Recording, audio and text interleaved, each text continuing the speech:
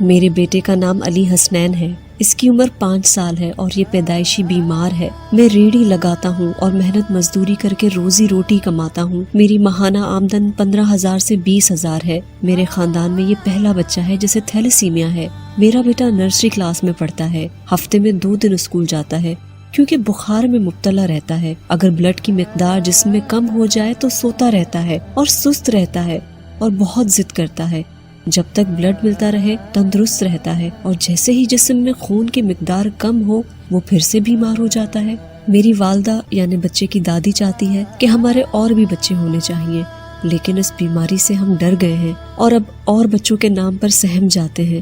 ہمارے خاندان میں یہ پہلا بچہ ہے جسے تھیلیسیمیا ہے۔ ہم اللہ پاک کے قریب ہو کر ان کی بارگاہ میں ہر وقت دعا کرتے ہیں کہ ہمارے بچے کو جلد صحت یاب کر دے۔ اس کا دکھ درد اور تکلیف ہم سے دیکھی نہیں جاتی۔ ہماری یہی دعا ہے کہ اللہ پاک ہمارے گناہ معاف فرما دے اور ہمارے بچے کو خوشحال زندگی بخش دے۔ ہم شکریہ ادا کرتے ہیں Mailsi blood bank and thalassaemia centre کا، جن کے تعاون سے آج میرے بچوں کو تمام سہولیات میسر ہیں۔ آپ اپنی زکوٰۃ، صدقہ، عشر، عشرہ اور مالی امداد میلسی تھیلیسیمیا سینٹر کو دیں تاکہ میرے بچوں کی طرح سب بچوں کی مدد کی جا سکے۔